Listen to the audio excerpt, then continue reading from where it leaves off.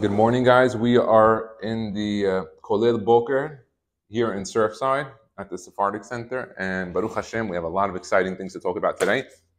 We have David Melamed, who's joining us. I'm so happy.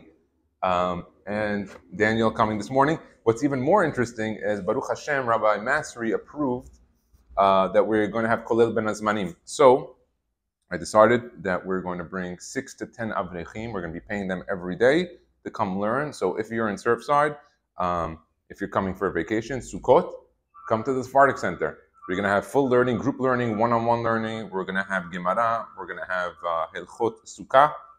We're going to have a Sukkah. We have deluxe breakfast, artisan coffee. We have an espresso machine coming.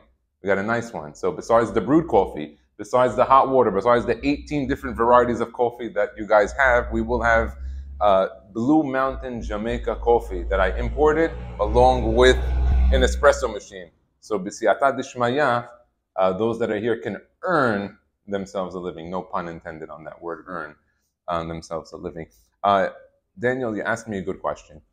You asked me a question before we turned on the cameras, where I get this energy or inspiration, to even do this. You guys know I'm in the business world. You know that besides I do some e-commerce business, but I do real estate construction for the last, about 10 years, based on advice that my father gave me.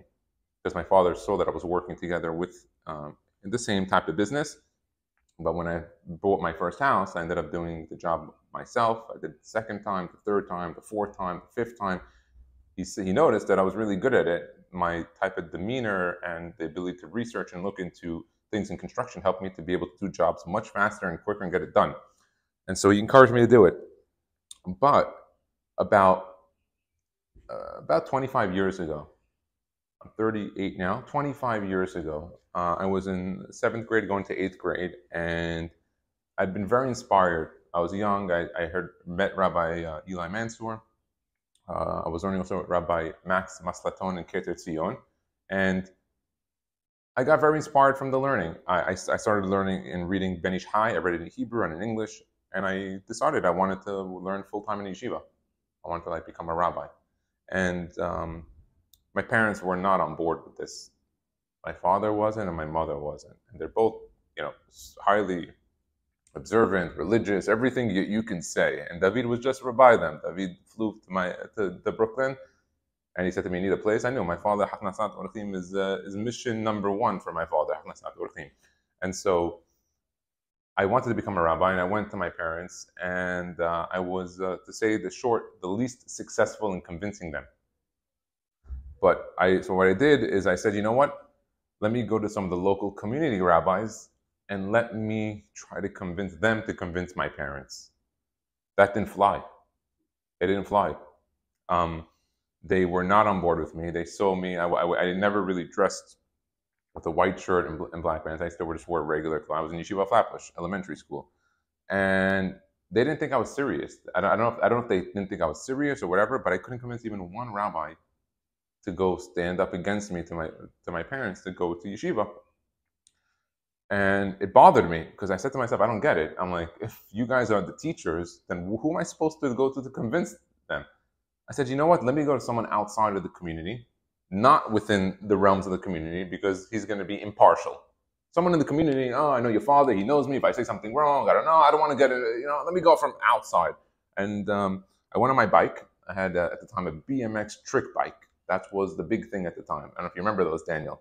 Those who were born in the 90s, I remember that. That was, the pegs. Yeah, of course. And I went down Coney Island. I said, I got to go to the biggest yeshiva I could find. And I went to Chaim, Berlin.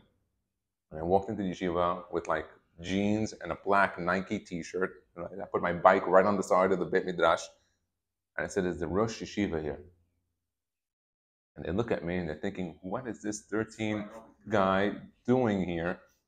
Sefaradi, dark guy in Chaim, Berlin, and you're asking for the Rosh Yeshiva on top of it, meaning it was enough that we didn't call security. It was enough. Now, here, Daniel, you got a chair. Yeah, but so it was enough that they didn't call security on me. And so one of the guys over there, he says to me, no problem, I'm going to get you the Rosh Yeshiva. He said to me, I'm going to get you the Rosh Yeshiva. I said, okay. He said to me, come upstairs. I went upstairs to the room, to the office. He said, wait here 2 minutes. I went inside, sat me down, and the Rosh Yeshiva was in front of me, Rabbi Shechter, alav shalom. He just passed away like a month ago. And then his son subsequently passed away like a week later. And happens to be, I'm in Miami the last few years. But I was in deal, and I was scheduled to fly out like a day after he died. So I get the message in the morning that Lo Aleinu, he passed away.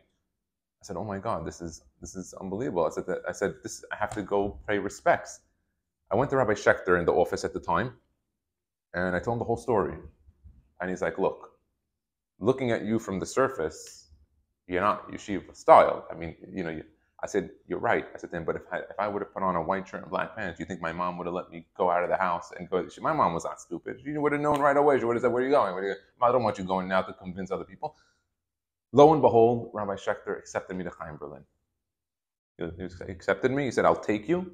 I said, you love the Torah. You love to learn. I'm taking you in. And I was so happy. I got one person on my team. I went back to my parents. I started to be stronger.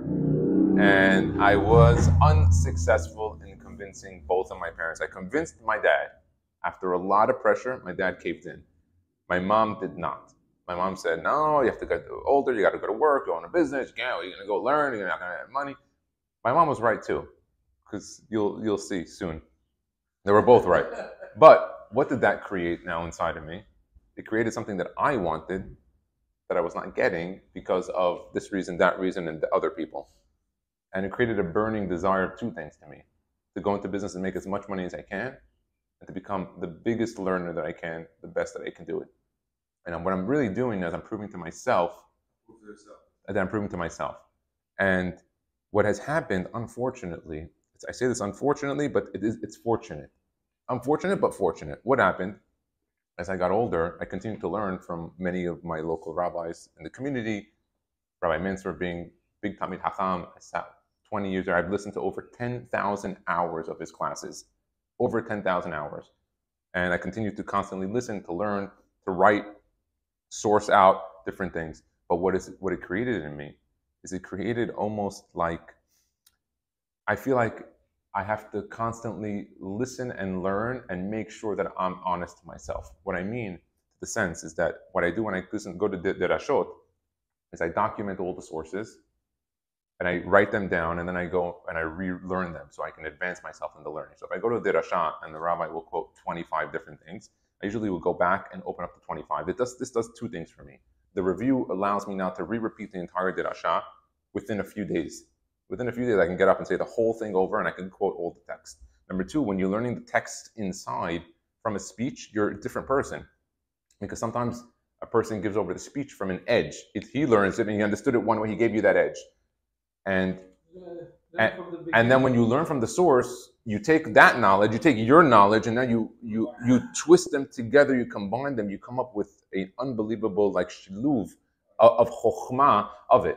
But what it also did, it created in me zero fear to go to any rabbi to question anything that I've ever learned. Because I said to myself, when I needed all the Talmidei Chachamim to stand behind me when I was in 8th grade to get to Chaim Berlin, I couldn't get any support. So today, if you're going to teach me Torah and I'm learning the Torah on my own, then I'm going to learn. And if I have a question, I'm going to answer it. We're going to go in next week on Monday. Beli Neder, we're going to be doing a paper, done by a rabbi called Rabbi Cohen on what is Da'at Torah. We use this terminology Da'at Torah very freely. What does that mean? Is Da'at Torah halacha?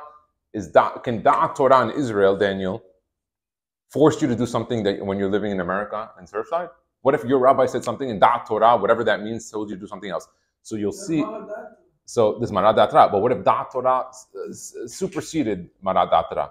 Let's say Da'at Torah from Israel, Big Gadol, said something, and your rabbi says something else. So we're going to go into this subject. In this paper, he reveals that Rav Moshe Feinstein had a conversation and writes it in one of his writings that he taught for years and years and years, and he writes, I wish somebody would one day come and just challenge me on one of the things I taught to kind of like sharpen him into doing it. And what I learned over the years is that the real Talmidei Chachamim that I was around, that wanted this and that were okay with it, were the ones that I stuck with. And so today, this creates for me an energy that I constantly want to learn, to understand, to teach in a loving way, and to support people that really want to go out and learn and do this. I want to be the guy that's going to be the backbone. And of course, most importantly, to source and check out what we are learning. Because a lot of times we do things that we don't need to be doing, and we're not doing things that we're supposed to be doing. And by constantly learning and looking at the sources, you're going to see things. So that's how we're starting today, this morning. That's our morning brief. And then we are going in now to the Shad HaMitzvot, a small insight. Okay. Wait. You have 2 hours. Okay.